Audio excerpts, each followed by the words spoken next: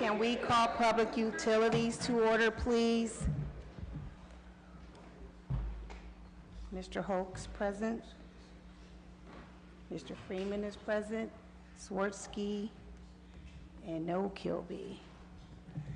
If I could get a motion for approval of our previous meeting minutes. Second. All in favor? Aye. Opposed? Ayes have it. We are going to go back to our previous ordinance, amending and supplementing Title V Public Works, Chapter 50, Sewers, Section 50.22, Sewer Service Charges of the Code of Ordinance of the City of Akron. Correct? Is that what we're doing? Okay. So I will turn it over to the administration. Mr. Little, Mr. Moore, Ellen, anyone want to speak to this? And the questions that came about and the questions and answers that were sent to us via email?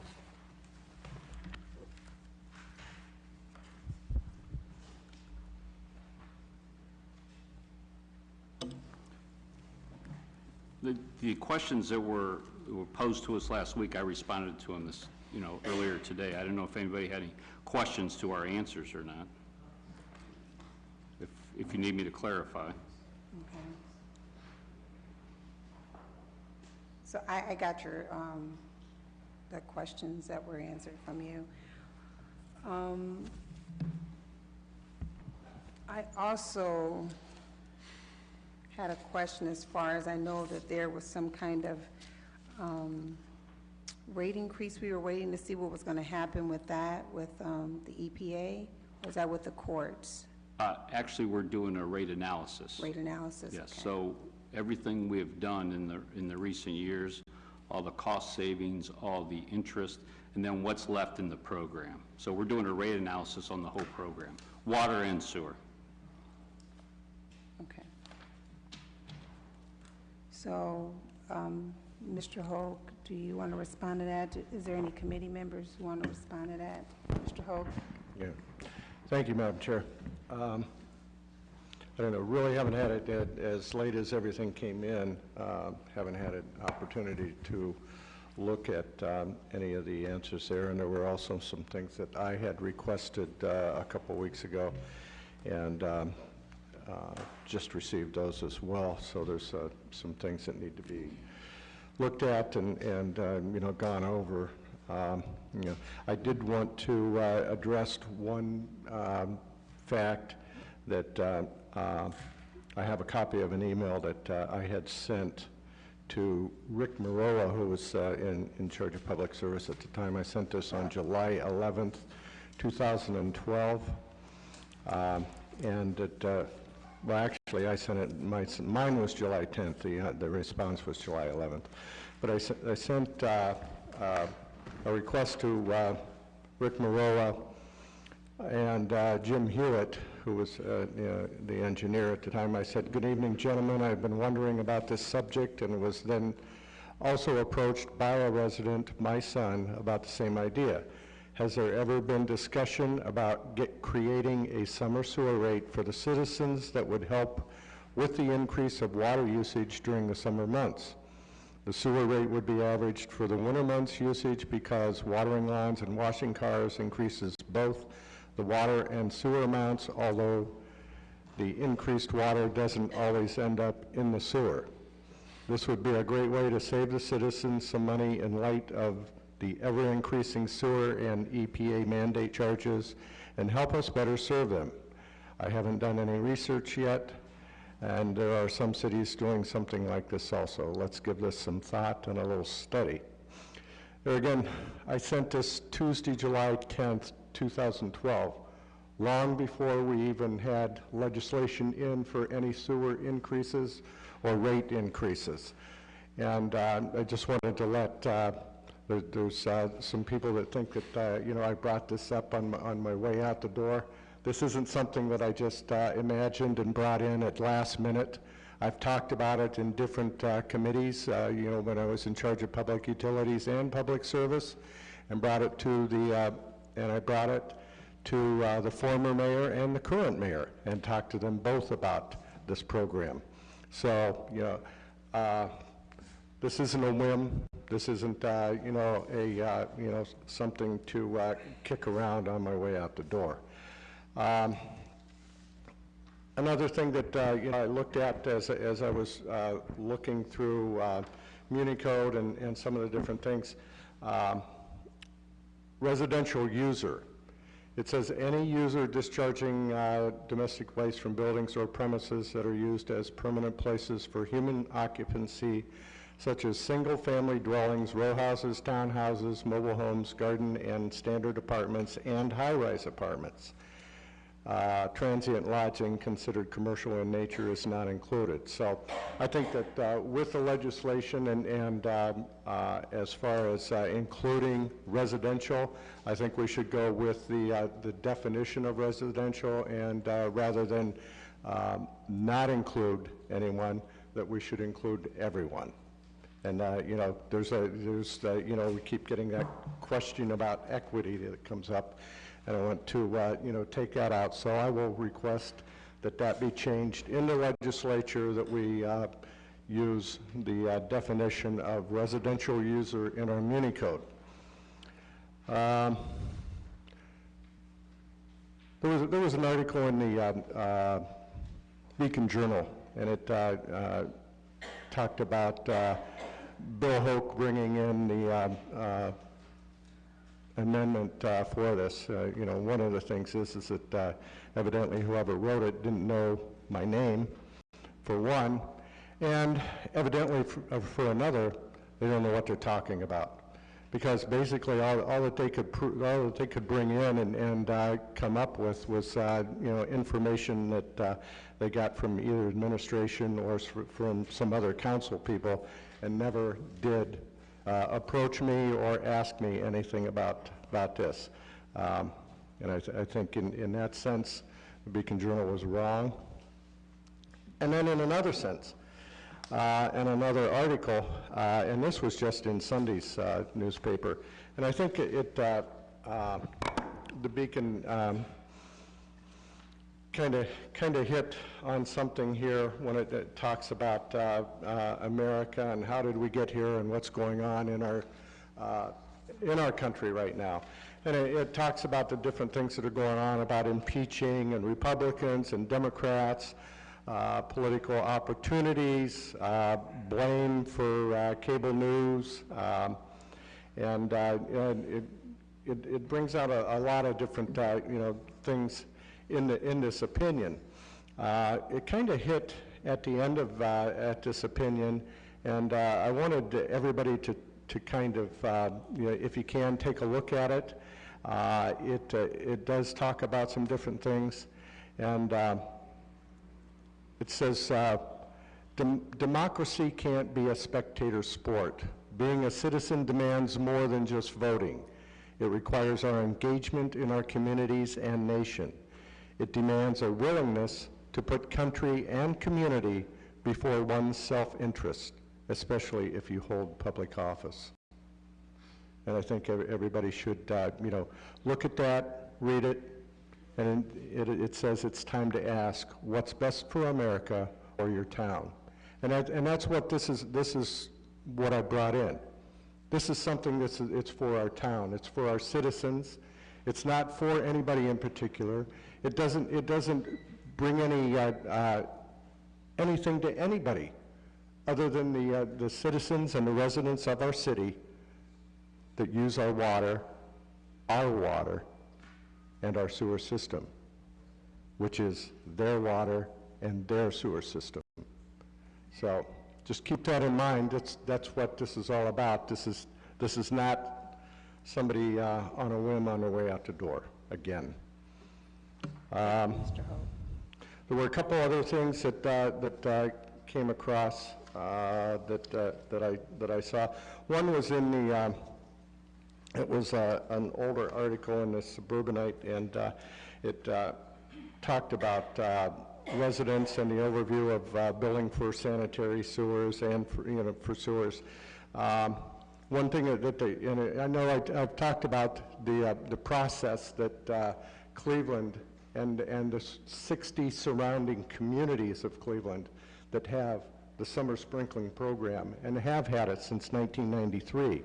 I talked to the chief financial officer with the Northeast Ohio Regional Sewer System, and he said, I asked him, I said, is there any tracking, is there anything? He said, no. He said, we've been doing this for so long, and he said, it's just part of our program. He said, we don't look at it as something that is costing us, or what we're doing with it. He said, because every 5 years, he said, we do a cost analysis on our rates, and we look at our rates. And he said, whether we don't increase our rates or whether we do increase our rates, that program is still there, and that's for the citizens of the Northeast Ohio Regional Sewer District. And that's an opportunity for them, if they choose, and they fill out an application and get into the program, that they have an opportunity to save some money on a sewer rate for some summer sprinkling program. Not everybody's going to decide to choose to do it. Some people might opt out and not want to file an application or pay $10, and they're not worried about it. But there are people out there, and there are residents that are worried about this, and they should be given that and afforded that opportunity to be able to save some of the cost of what we're doing with the, I'll go back to the unwarranted, unlawful, and unethical process of charging somebody for something that they're not getting. And I think that if we talk to legal opinions about what happens when you charge somebody and don't give them what they're paying for, I think that's against the law. Back to the suburbanite, and this article said that the county, for townships and other areas, for parts of Greene, Hudson, Stowe, and Coventry, they offer a 10% discount during the months of June, July, and August, because people are washing cars and watering their lawns and gardens. Exactly what I'm talking about. So Summit County is already doing this with their sewer program. We've got 60 other communities, Cleveland that Cleveland supplies to, and taking care of that. If I could interject really quick, Mr. Hogue. Sure. I want to speak to something that Mr. Hogue brought up, speaking of cost. So when I'm looking at this email that was sent off, number 4 is not answered. So if someone could answer that. The question of what the estimated cost of this proposal would be for the city is very important. Like, to me, all the other stuff is semantics. How much would this cost us as a city if we could get a guesstimate? Thanks. I can take that one if you'd like, Madam Chairman. So we looked back at the last 5 years of usage in the summer and the winter for Akron to say, assuming that customer behavior didn't change at all, so even without an incentive, we do notice that summer usage tends to go up in the summer. Some of that usage is going to be for outdoor usage, but additionally, some of that usage relates to kids being home from college, kids being out of school, so there are several reasons that can relate to why summer usage goes up in the summer. But essentially, using the average of those last 5 years, a conservative estimate for how much this would cost right off the bat if we extended it to all residential users is $723,000 annually for the city. Now again, that's assuming that customer behavior doesn't change at all, so no one's going to be using more water. The more likely scenario is people are going to be using more water now that the sewer fee is capped. So we assumed if people used, say, 2 more HCF every residential customer did, that's going to be upwards of $7 million in lost revenue. So that's the range. Unfortunately, we really don't know where the cost would fall in that range because we don't know how much water people are going to use if they chose to, if you guys chose to create this program. So you're saying that if we created this program, it would cost the city And the ratepayers or just the city? Well, this is revenue that comes out of the sewer fund, Right, right? okay. So that's ratepayer funded. So it costs ratepayers. Anywhere between $700,000 and $7 million without knowing what the, Right, we think that's probably a low estimate and a high estimate. wow. And that's on an annual basis. And again, that's money that we currently budget to receive, especially that $700,000, which we would have to make up for that somewhere. And to Councilman Hoke's point, we have a rate analysis going on right now. And unfortunately, if we created this discount program, that might mean that rates would need to go up sooner to fill that gap. Wow. Okay. I also, if I could just really quickly speak to one other thing that Councilman Hoke said about whether or not it's legal or it's ethical.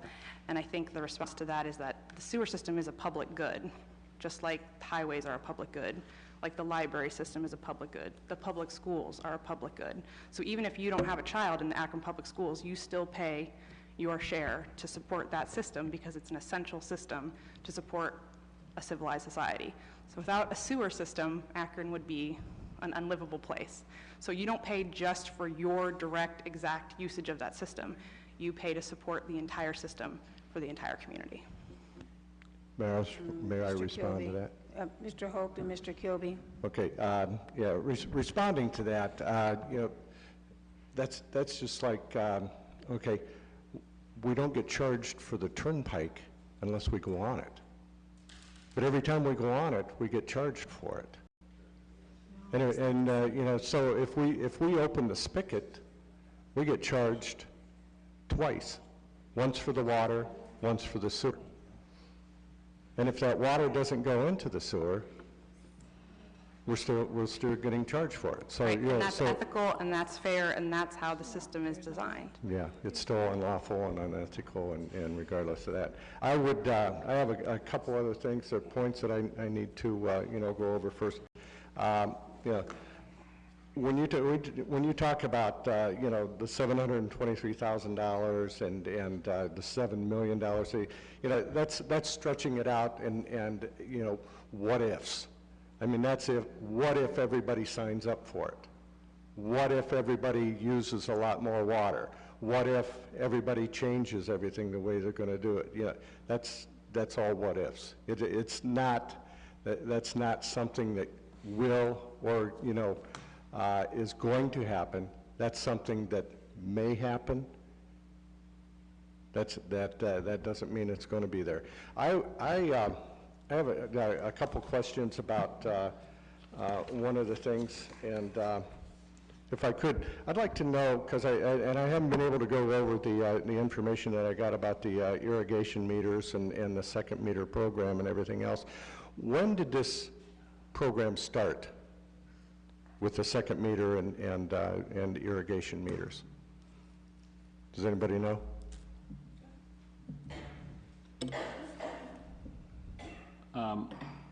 I think we started this, how many years ago? 10 years ago, we started this? It's been at least 10 years. It's been at least 10 years. Okay.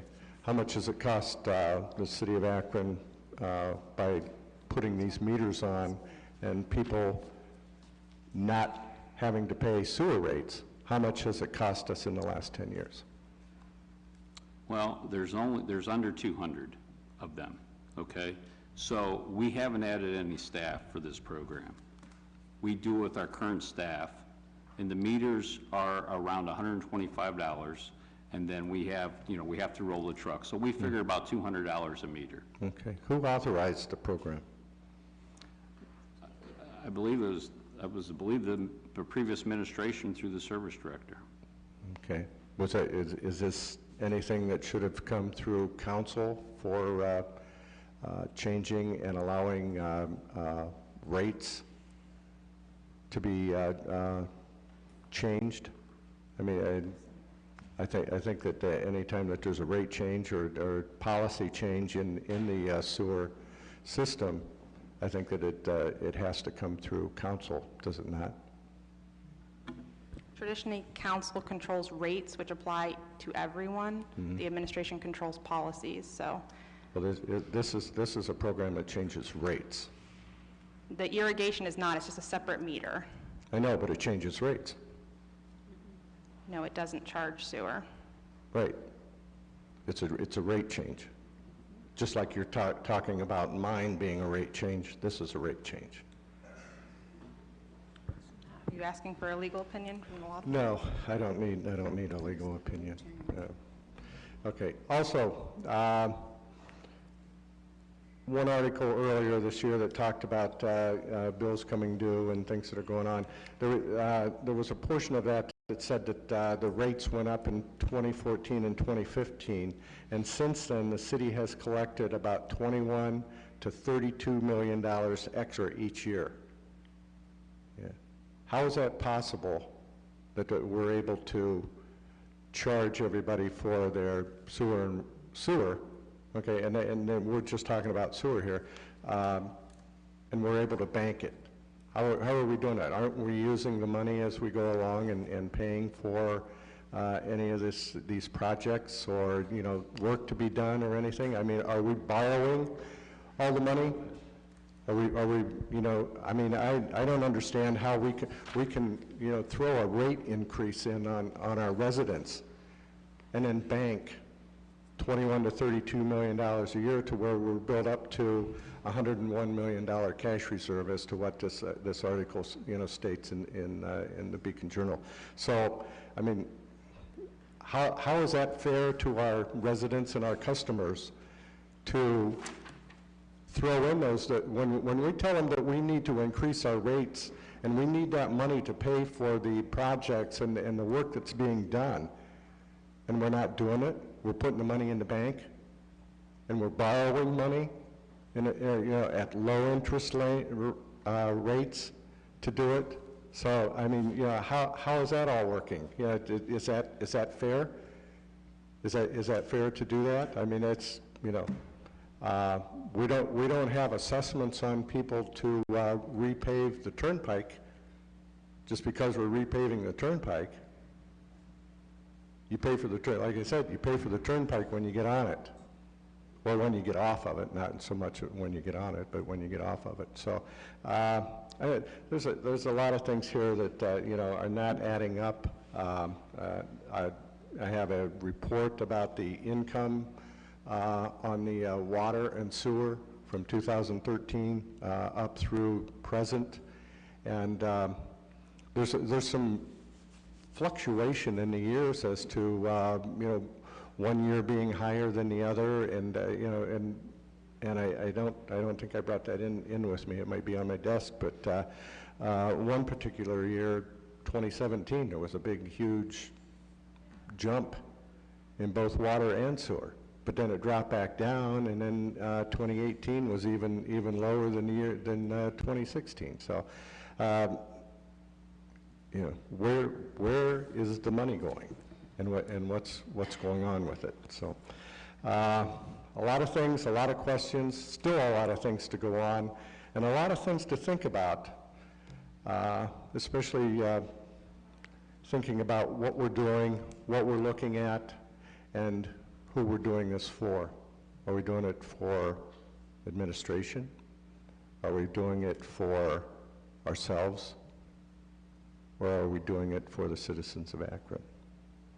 That's my question. Thank you. Right. Mr. Kilby. Oh, thank you, Madam Chairman. Ellen, I want to talk a little about the cost that you put out here. So what is the average revenue from this into the sewer capital fund, average, gross? Are you talking about yearly or? The average yearly revenue we collect for the sewer capital fund from ratepayers. I have figures here from going back to 2013, so I would say roughly 100 million a year. 100 million, but it's much higher now since we've raised rates, probably. No, that's since rate increases, but keep in mind that includes the proceeds of loans and bonds that fund these projects, so it's not all directly ratepayer.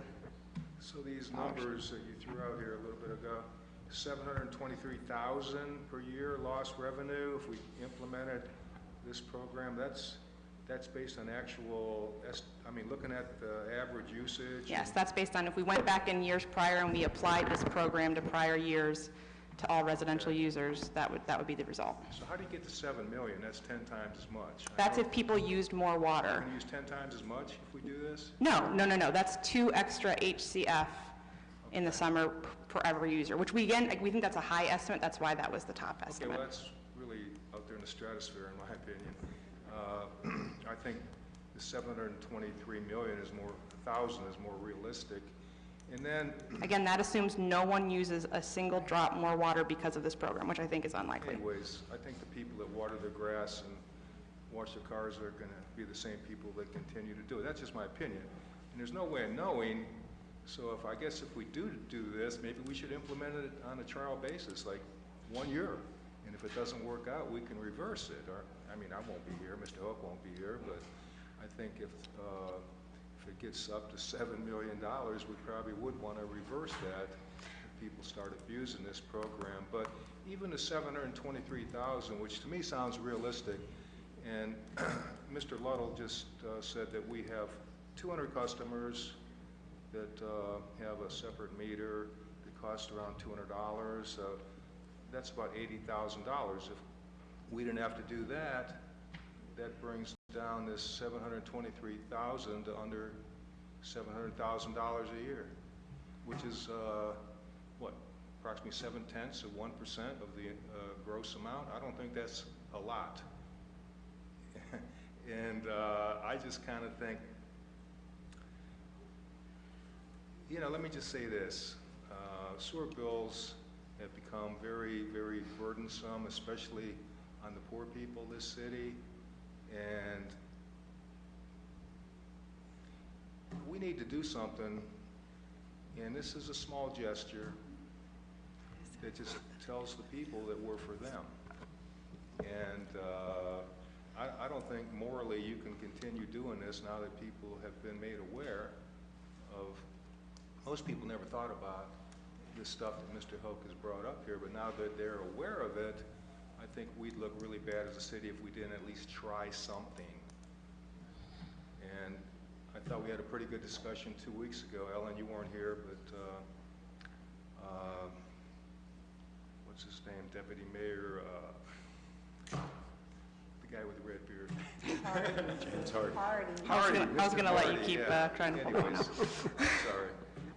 Sometimes names escape me, but yeah, he was here to represent the administration, and I thought we had a good discussion. And I guess my point is this: we need to do something, and at least let the people of this city know that the city, it's the city council and the mayor, is thinking about doing things to save them money.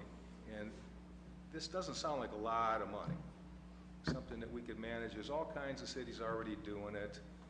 And 2 weeks ago, we had a good discussion. Some people were talking about equity, and some people were saying, well, it's not equitable to subsidize people that are filling up swimming pools, yada, yada, yada. I don't know how many swimming pools we have, but there's not that many. And it's mostly for people watering their grass, their plants, gardens, and washing their cars. And I guess in a way, if you want to talk about equity, is it equitable to give people a $200 meter so they can do these things I just mentioned without having to pay sewer bill?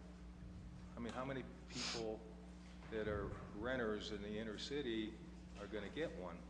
The landlord's probably not going to do it. So I guess you can turn that equity argument around both ways. So then, this is a little bit off the subject, but late fees, if you're 1 day late on your utility bill, is a 10% charge, is that correct? So if you get your water shut off, you got a $200 water bill, you don't pay it on time because you can't, and that's probably why most people don't pay it. You're going to owe $220 next month. So I don't think that's equitable. It sounds like usury to me. That's what credit card companies do to people with late fees. How long have we had late fees, do you know? I'm sure going back a very long time. Okay, well, before the sewer rates were this high, I don't think it was that big of a hit on people, but now maybe we should look at that. Give people a little grace period on that. So go ahead. Thanks, that was a lot to respond to, but I kind of just wanted to bring it back. I think the idea is, I know that the mayor and every single member of this council shares the same goal, which is to provide relief and to keep water and sewer rates as low as possible for Akron residents. We are doing a rate analysis right now that's going to tell us what the future looks like. And I think everyone shares the goal of keeping those rates stable and possibly even being able to lower them sometime in the future. So anything that we do now to take revenue out of this fund threatens our ability in the future to lower rates for everyone, or keep rates stable, or put off rate increases. So if I was a council person, I would want to do what is going to prevent rate increases and is best for every resident of Akron equally. And I think taking money out of this pot now to provide a discount to people who water their lawns in the summer, which I'm not saying that's not something we would all do if we had unlimited amounts of money, but is that the best use of these funds? Or should we try to basically prevent rate increases in the future? So if we could, Finish one point, respond. one point, So and then let's just Mr. say Neal. this. So we come in here at this estimate that is based on usage, 723,000, which is less than 1% of the gross revenue. You think that would cause us to have to raise sewer rates for everybody else? It's going to avoid us being able to keep them stable for longer. If this program is more likely to cost us, say, $3 million a year, yes, that's going to have an impact on the sewer fund. If you don't think that $3 million is a significant amount of money, then I don't know what to tell you. Right. Well, let me just say one last thing. I hope we take a little more time on this and we can get a vote on this before the end of the year. And because it's been some good discussion. A lot of people have some good ideas. The longer we think about this, the more good ideas we can all come up with. But if the administration just wants to put the brakes on it and say, no way, then we might as well just I think bring the it rate out analysis further down is a the date. significant piece That of seems like information. your position. I think the rate analysis is a significant piece of information that this council simply does not have, and we do not have. What did you say? I didn't get The rate analysis that's ongoing right now is a significant piece of information. Good. All right, thanks. So before I go to Mr. Neal, I do want to say, I know a lot of pressure is being put on the administration, but we're the ones that have to vote on it. So I want to be clear about that. They're not dictating to us. We're just really taking our time to really think about if this program would work and how would it work. And, you know, do we need to do something? Absolutely. We do need to do something. But for the time being, for me, I would like to see that rate analysis. I think that we're making a decision based off of something we don't even know about yet. And hearing that a program could cost ratepayers anywhere from $723,000 to an upwards of $7 million, that's concerning for me. It's concerning for me because I got residents leaving me messages saying, well, since you guys are paying for people to water their grass and put water in their swimming pools, this is the mindset of people in my ward, what they're saying. Are you going to help pay my water bill? Y'all going to help us pay our water bills now? So I think for me, I want to do a better job of making sure that they understand the difference, because right now my residents don't. They're looking at it like we're looking to create a program to help people fill swimming pools, but yet they're doing a juggling act between whether they're going to pay their rent or utility bills, and that's a concern for me. That's a very big concern for me. And now hearing that this could cost us up to $7 million that we don't have, that gives me some pause here. Gives me a lot of pause. Mr. Neal? Thank you, Madam Chair. Let me start first with the question number 4, because I believe I asked that question. And it was, what does the BIP program cost us right now? Not the meters, but what is it costing us based on the water usage that is being recorded in those meters and the deferred or the sewer rate that they are not paying?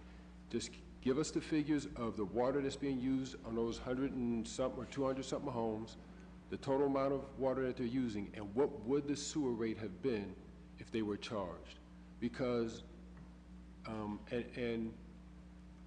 I agree with Councilman Kilby, this has been healthy discussion, and I encourage, especially with us having a new council coming on, I know this council did not approve us going through, setting money aside for us to be educated on what equity is, but this piece of legislation has shown that council and administration both have different views, and what we're calling inequitable in Mr. Hoke's plan is actually the most equitable of the two. Because right now we are only giving meters to people who can afford to have them installed. Where you can go through the neighborhood, and you go through any neighborhood, you'll see a little kiddie pool out in front of somebody's yard. When they fill their little kiddie pool, or when they water their garden, or when they wash their car, they have to pay for the sewer rate right along with it.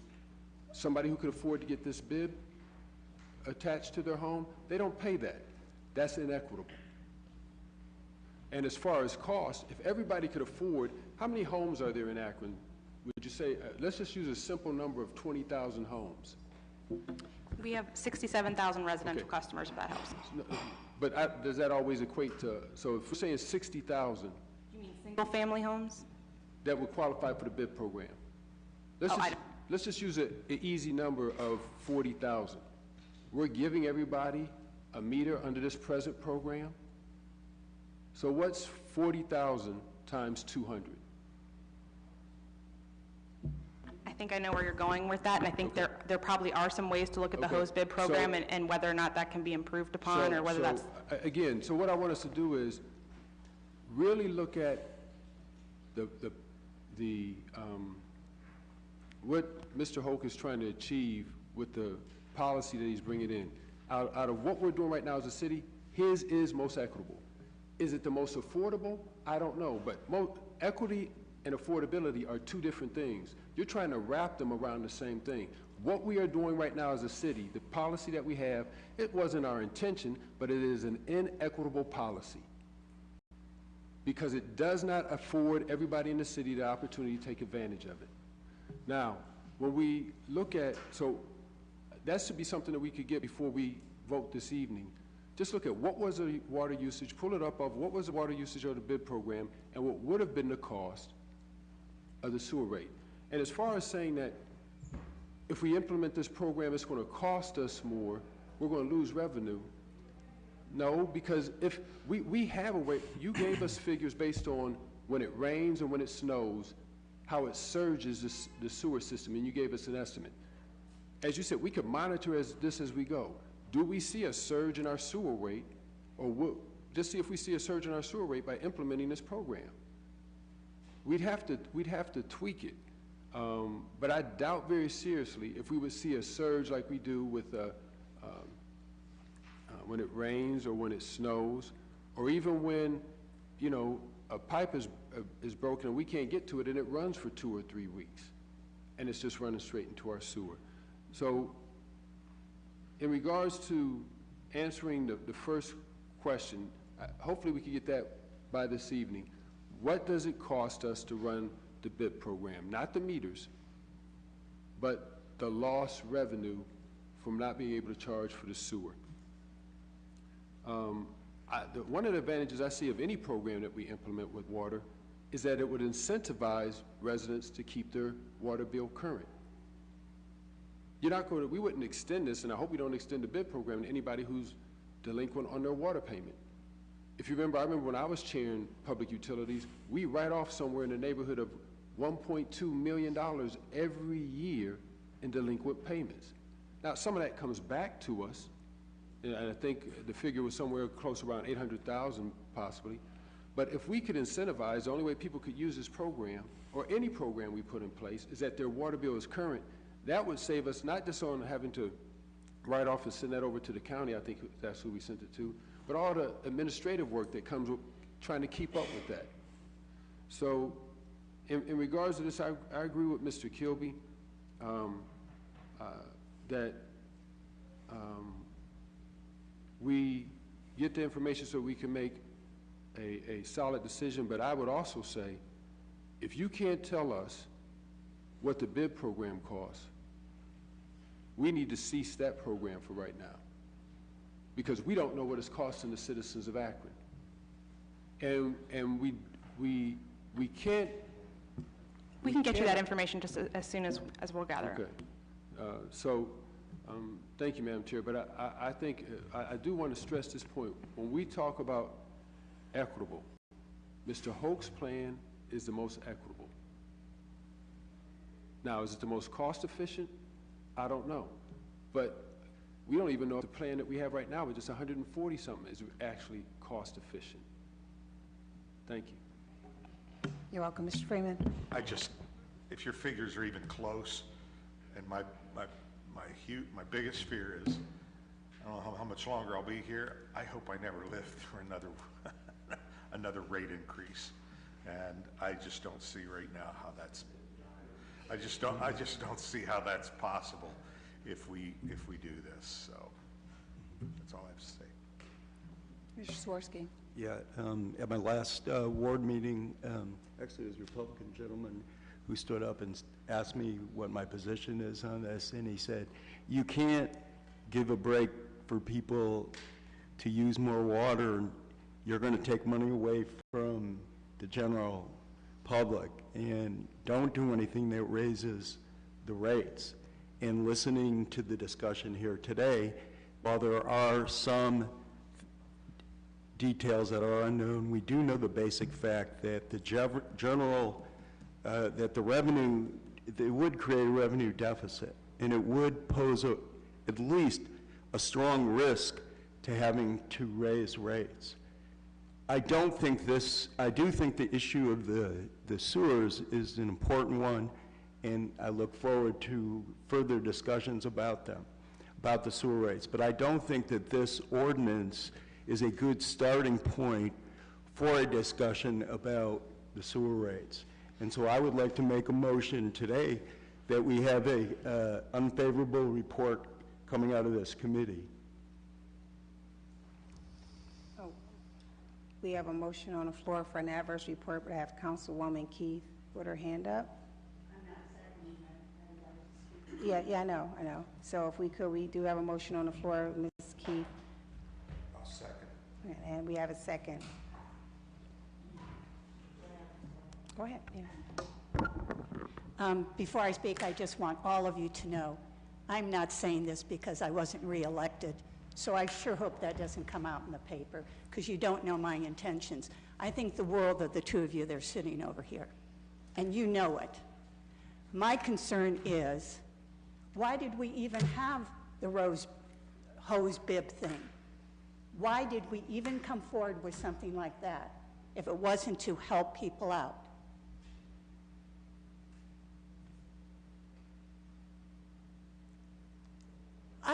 I don't know why this is so criminal, and so many other cities are doing this, that we look at the sponsor of this piece and we don't have the decency to meet with him and sit down with him and come to some conclusions and some compromises. I was too ill to be here the other Monday, but I watched it, and I was so disappointed. And you know, I recall just a little bit ago that a resolution was brought forward by this council condemning our president's behavior on texting. And I said at that time, as long as we look at our own behavior. I'm so disappointed, and I'm pretty sure, because I've been told, oh, this is so you can water your lavish lawns. How insulting. How insulting. And if any of you know me, and I sometimes wonder if you do, I have never took my position on this council or as president of this council to act like I'm entitled. I have tried to represent the people that come to me. And as you just said yourself, Mr. Swirsky, you had someone come to you and say their feelings. So you're representing it now by what you just stated. To act as if we want to hurt the city at all is certainly not my intention. What can we do, though? And to act like this is a give me, that we're giving something to the people, when I was told that, how are we going to make up the lost revenue? Well, if I'm not using the service to the extent that I'm being billed, I don't see that as us, as me getting a coupon or a buy-in, because I'm actually not even thinking of the right word I want, but it's not an advantage to me. I'm just asking you not to charge me that exorbitant amount. I do think that there's a lot more discussion that needs to go into this. I agree completely. However, I just hope that that discussion isn't going to be done in a way that this council can't vote on it. Because let's kick the can down the road as far as we can kick it down. I didn't get the email today till later today, and I have to tell you, I didn't read it until I was sitting over there. It takes me time to digest it, to read it, and to come back. And actually, I enjoy when I can call up John or Chris and say, what do you think about that? What should we do about this? I think that's good discussion too, not necessarily right here on the floor. I have a love for this city. And to put the fear of the fact, I think it is probable that more water could be used, but we're not saying that people don't pay for the water. They're still paying for the water.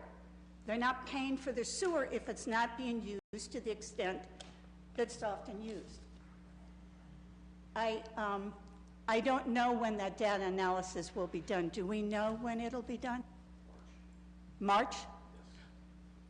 So those of you that are waiting to base your opinion on it have already made the decision that we'll kick it down the road till March. And I'm sorry about the adverse report. I just feel that this is worth talking about. I don't think it's pure right now. I think it still needs to be looked at and maybe changed a bit. But you know what? I've been able to tell that to Councilman Hoke, and he's been open to it. So I just hope, for the record, I support this because my residents have come to me. This has nothing to do with me.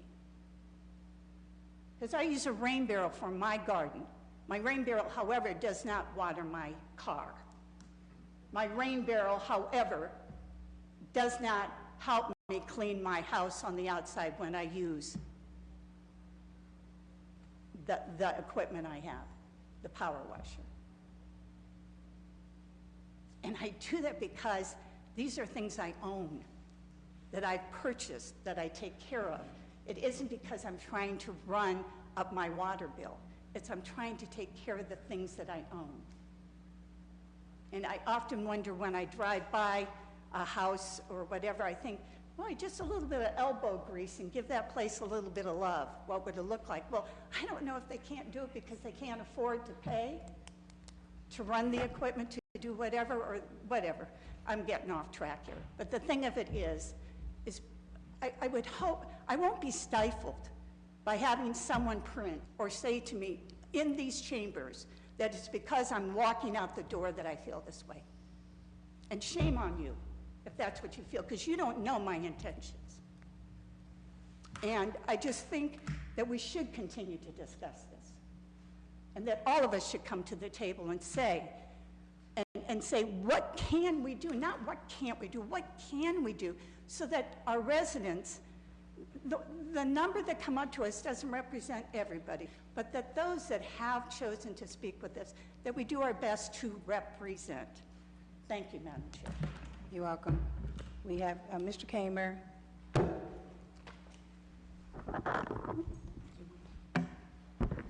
Thank you. I appreciate that.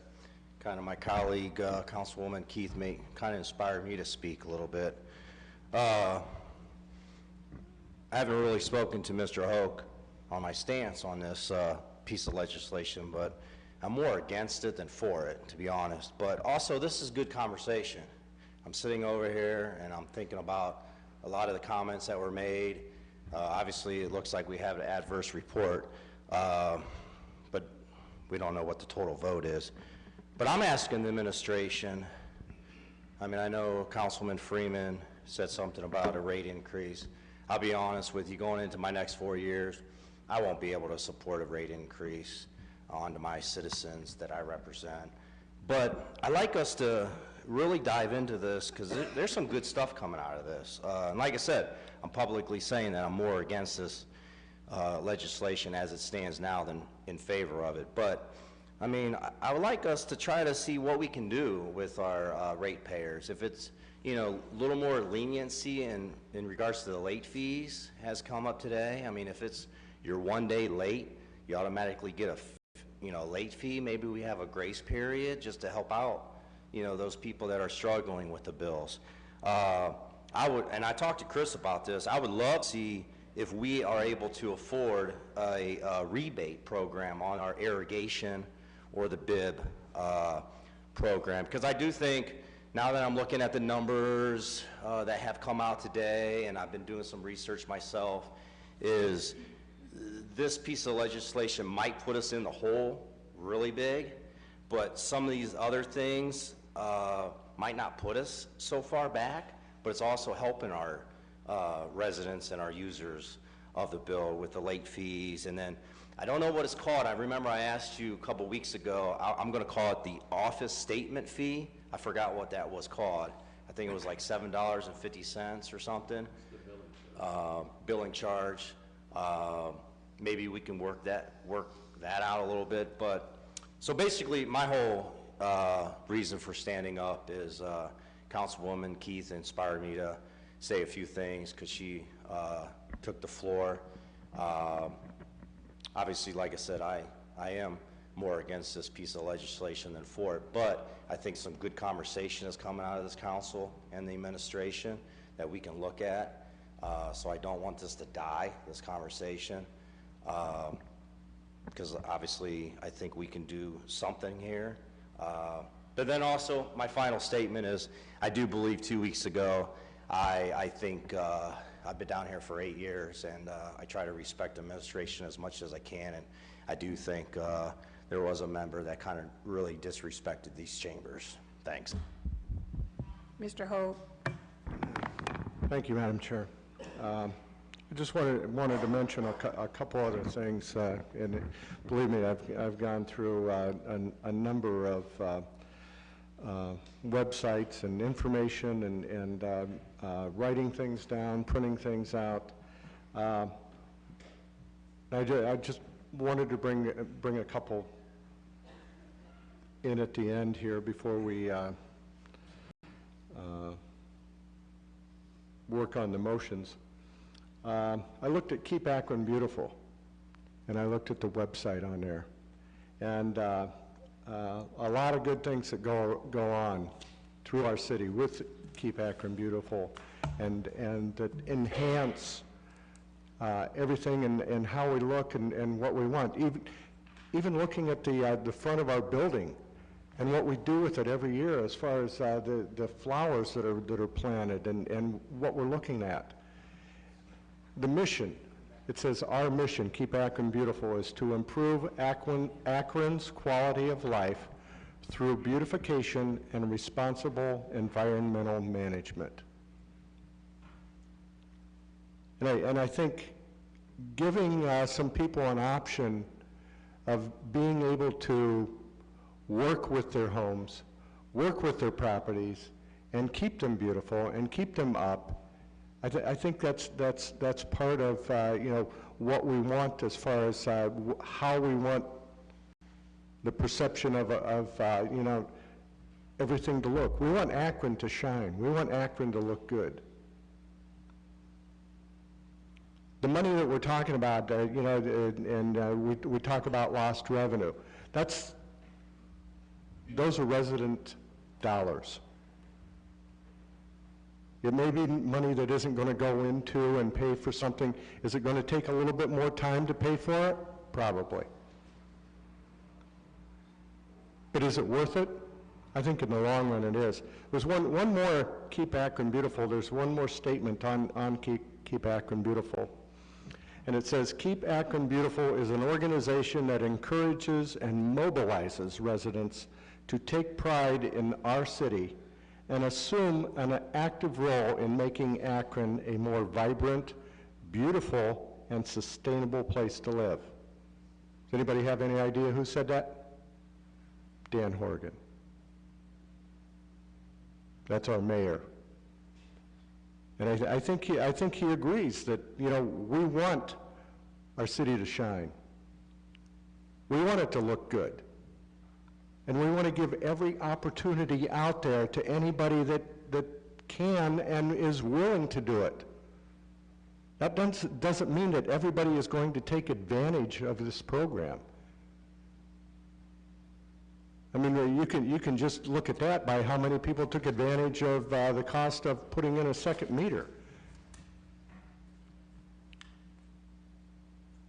The outlay of the money to get that second meter and to get that into that program.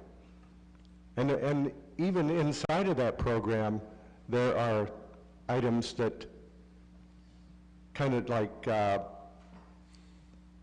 it doesn't give you a full rein as far as being able to use that water for anything and everything, because you can't use it to fill your pool. So that's out of the question right there. The second meter doesn't allow that.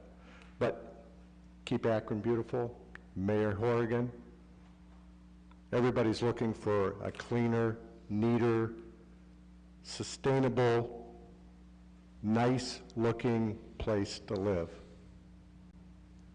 And that's what this program is about. It's not about anything else. It's not about, you know, taking dollars away from anybody or giving dollars to someone else or making it unaffordable to some people and not affordable to others, because it's available to everybody. So if you decide to take it down right now, yeah, well then I guess that's politics. Thank you, Madam Chair. You're welcome. Mr. Neal, then I'm going to call for the adverse motion in second. Thank you, Madam Chair. Just, do we make a profit for what we charge for water? What's the margin on that? No. No, we do not make a profit. We make enough to sustain the system. And quite frankly, if we had more money in the budget, we could do more water line replacements and those types of things. So are you saying what we charge for water is exactly what it cost us? We don't make any type of... If it were up to me, I'd replace every pipe in our system. So no, it doesn't provide enough funds to do what we probably would rather be doing. Okay, well, then I think we need to, because this question came up when we talked about what we charge our suburban customers. Mm-hmm. I think we need to reevaluate our overall pricing structure and method then. Because the point I was trying to make, and it's been stated by different members of council, again, we're not asking to give anybody anything for free. We want to charge them for what they use, which is water. And we're saying that it's going to run our cost up, but we don't know if there's going to actually be a surge in our sewer system. And to Mr. Hoke's point, this is where it is unfair. If it does not tax our sewer system, and we have a way of telling that because we can tell when it rains or when it snows, if it does not tax our sewer system, there is no additional cost. So what we have is looking at, we're charging people for the water that they use. Now, I think everybody understands it's just good business practice that you at least want to surely cover your costs, and knowing whatever our repairs are, we can figure what that is annually, put that into the budget for what we charge. And to Mr. Hoke's point, when he said, when people, because we want to encourage smart water usage. I don't think because we're not going to charge people for the sewer, people are going to go and just let their water run all willy-nilly.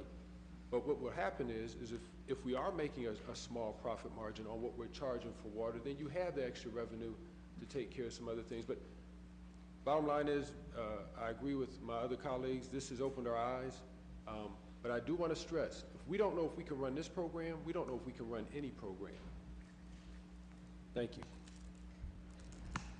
Okay, we have a motion for an Adverse report in a second. All in favor of the, yes. Who made the motion? Oh, I'm sorry, Sworsky made the motion. Sworsky made the motion. Who seconded? Second on Freeman. Okay. All in favor of the adverse report, say aye. Aye. Against? Nay. And I'm abstaining, so we have 2-2-1.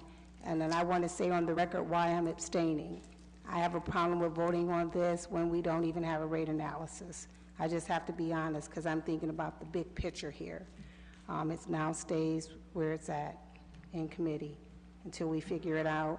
If it comes up for a vote before we have a rate analysis, I will not support it. Just being honest on the record, I want to see what the numbers look like, because right now, when we're talking about charging our ratepayers almost $7 million, I'm concerned, and I would definitely vote no on charging them if we don't know. So I would rather wait and see a rate analysis, and with that, that is it. If we don't have anything else coming before us, we are adjourned. So you're taking time on the legislation? Correct.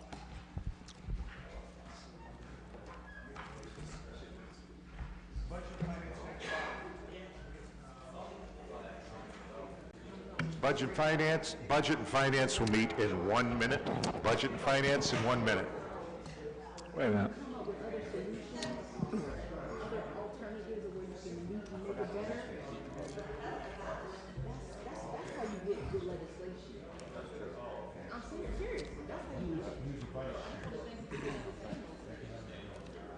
Mr. Freeman, you have economic development first. Yeah, okay, thank you. Economic development will meet in about 3 minutes. Well, they got to get out of their chairs. What are you going to do? Take a standing vote?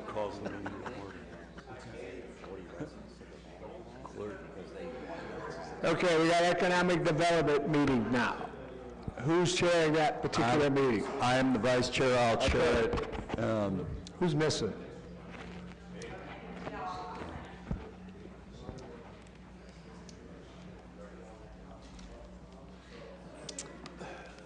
Do I have a motion for approval of the minutes? Wait a minute, see if you got a Sworsky. Okay, we have one piece of, we have other people voting on the minutes? So moved.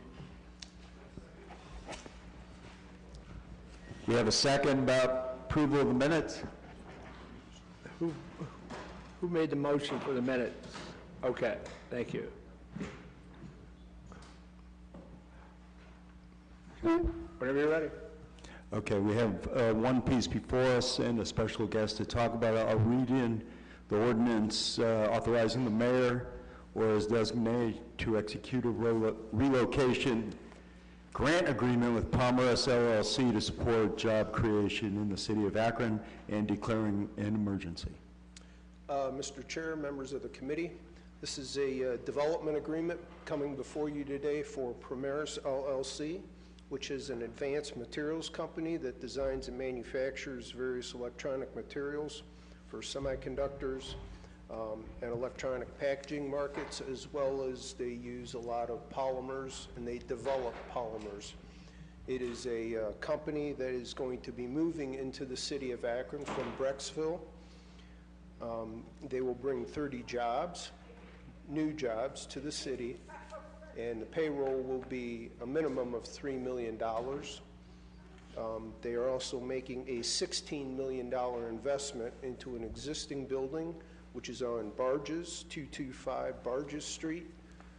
Basically, they're going to make that into their lab. The city is providing them a grant in order to help them with their capital investment. The grant is based on their payroll and is not going to exceed 1% of the annual payroll per year. And again, I'll stress, this is all new tax money to the city and brand new jobs to the city.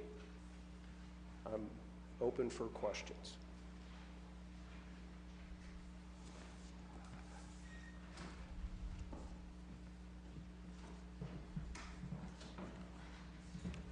Go ahead, Mrs. Samples has a question. Oh, I didn't look. I wasn't looking.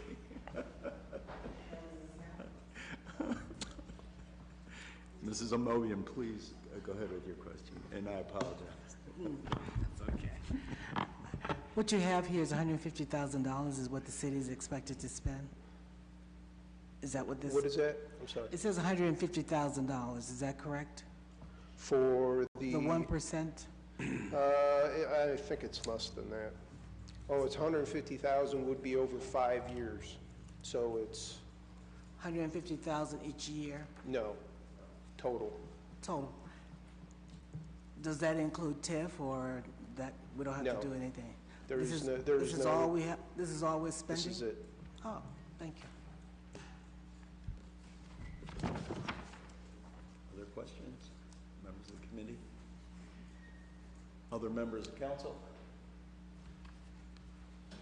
We would ask for consent, Consent's please. okay? Yes. Okay, do I have a motion for consent? I get a motion? All approved? So it passes. Thank We have you. no other business before this committee, and so committee is over. Budget and Finance will begin in 5, 4, 3, 2, 1. I'd like to call the Budget and Finance Committee meeting to order. Do I have a motion to accept the minutes from last meeting? Motion, and have a second? Motion second, all in favor? Very good. That passes. We have two items coming before us. The first is an ordinance providing for the temporary appropriation for the current expenses, other expenditures, and the capital outlays of the City of Akron for the period of January 1st, 2020 through March 31st, 2020, and declaring an emergency. Who will be addressing us, please? Good afternoon. What you have before you is a temporary appropriation ordinance for the city. It will allow the city to operate from January 1st through March 31st of 2020 while we review the budget with council and produce the full budget package. The amounts are similar to prior year. The most significant change would be adding the department, Office of Integrated Development as a separate department. Okay. What, just looking at your schedule, anticipated time when the budget will be ready for presentation to the council? We're looking the end of January, beginning of February, right in that Okay. time frame. Okay, very good. Yeah, closer we can keep it away from the deadline, that's good. Yes. All right. Questions or comments? I have a question. Yes, Ms. Mobian? This integrated development department, you're taking resources from various departments? Yes, Do so you have some, that broken out as to what you're doing where?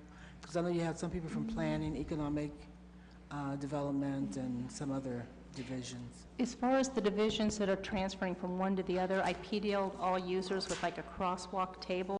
I don't know if you guys would get that on council, but it would show like economic development, this was their org, now here's their new code and the new title. So it would show like the crossover that way.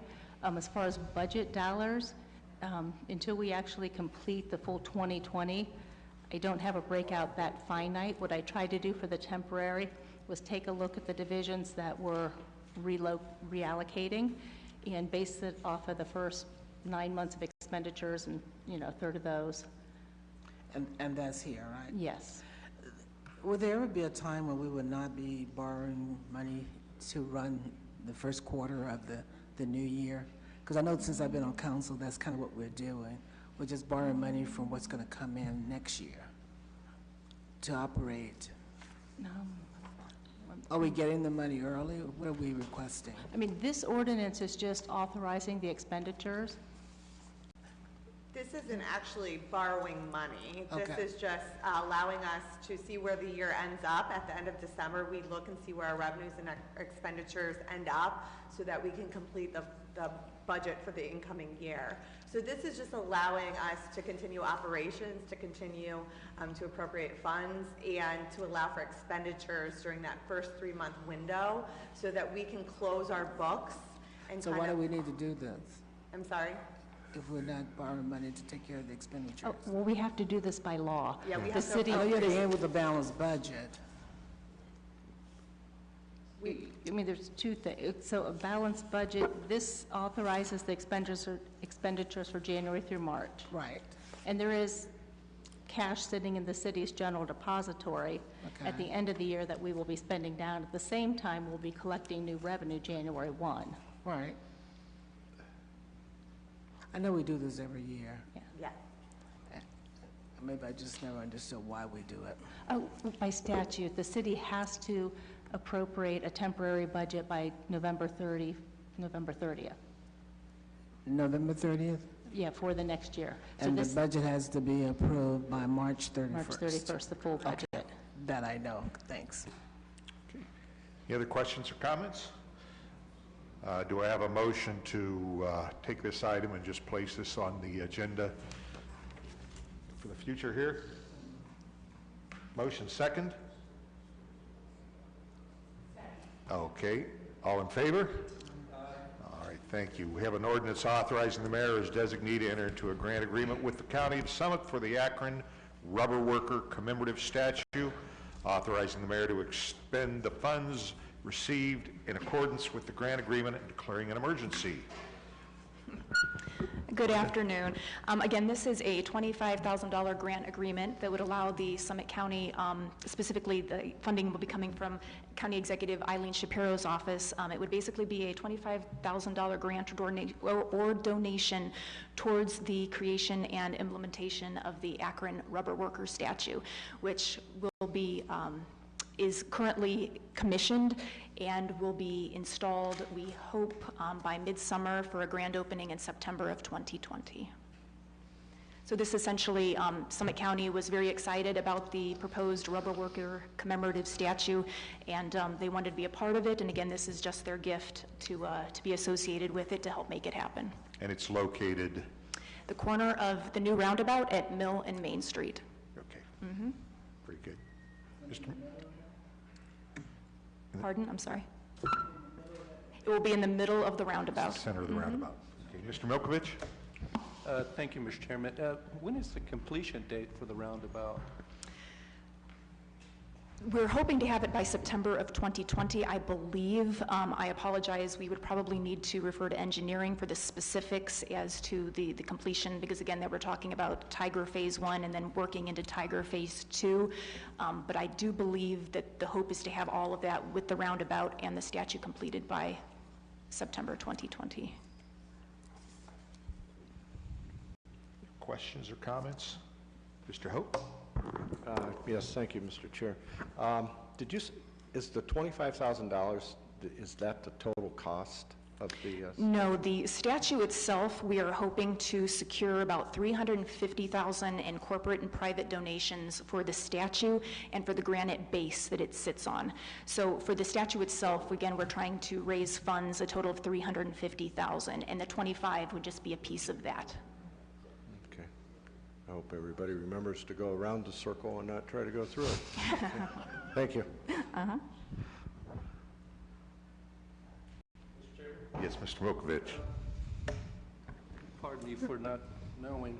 The statue, what's it composition? What is it made of? I believe it is not rubber. It is not rubber. I believe it's a bronze casting that is going to be about 12 feet tall, and then the two bases that it sits on are going to be about 5.5 feet tall. But I believe it is a bronze casting done by the same artist. Just to give you a little bit of a background here. Alan Cottrell, who also did the Woody Hayes monument that is located at Ohio State campus. So he's known, this is his specialty, these bronze castings. Just one last question. This gentleman, is he a local artist? No, I believe he's located in Zanesville. He is. Mm-hmm. Okay. Did we reach out to see if we have any local artists? I mean, we have some amazing talent here. I know Mr. Communell. He's an amazing artist. Again, because we wanted the image to be of the Wheels of Fortune, the cover of the Wheels of Fortune book, that most people are usually familiar with that image. Again, the statue is going to be not a replica of that, but be similar to the image of the worker. wrapping the tire. And I think that just to make sure that we kind of captured that image, bronze was, again, the material that would most likely, again, capture that. And again, in terms of looking for an artist with that specialty, I believe that's why Alan was chosen. Just one last, just a comment. We have such amazing talent here. I know Mr. Don Drum is legendary. I don't know if he works in that medium. I just wish that, you know, especially that's going to be in the center of downtown, that we would have reached out to somebody who actually lives here. Thank you, Mr. I understand. Any other questions or comments? Mr. Hope. Thank you, Mr. Chair. Yeah, looking at, you know, after Mr. Milkovich brought this, was this a bid project? I don't believe so. It was actually started at the grassroots level by an Akron resident by the name of Miriam Ray, who I believe years ago wanted to, again, her family had worked in the rubber industry and just thought that there should be some sort of a commemorative statue for the worker. You know, we know that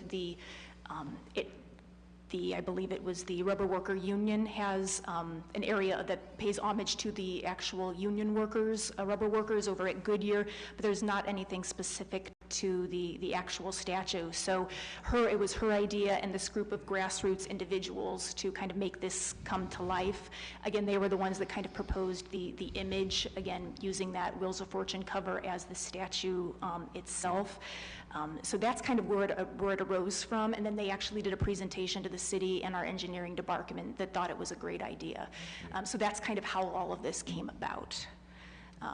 Okay, so the city doesn't have any money in it, or it doesn't, I mean... Not for the statue or the base itself, but of course, again, with the roundabout, the construction, again, we're talking about federal and grant funds that are going in to make the infrastructure improvements. Okay, well, that would make it to where it wouldn't be a biddable project if, you know, we didn't have any actual funding, you know. Right, again, in terms of the statue and, again, the base that it's going to be sitting on, we are looking to raise those by corporate and private donations. Okay, thank you. Thank you, Mr. Chair. Thank you. I was in Zanesville 10 days ago, and he has a lot of his work actually displayed out in front of his business. And it's incredible. I mean, I guess to see that many pieces in like a 50 or 60 foot spans along the street there, it's some beautiful stuff. Beautiful. Yeah. Suspension of the rules, what would you need to? Again, because this is a grant agreement, suspension of the rules would be fabulous. I know that, again, the funding was allocated from the county for 2019, so if we could, they would love to be able to cut that check as soon as possible, so suspension would be wonderful. Okay, I'd entertain a motion then if someone would like to. Okay, has a motion for suspension, second? Second. I have a motion, a second. All those in favor, let it be known by saying aye. Opposed? All right, we'll pass that out this evening then. Thank you. Thank you. We are adjourned. Thank you. Yeah, he actually...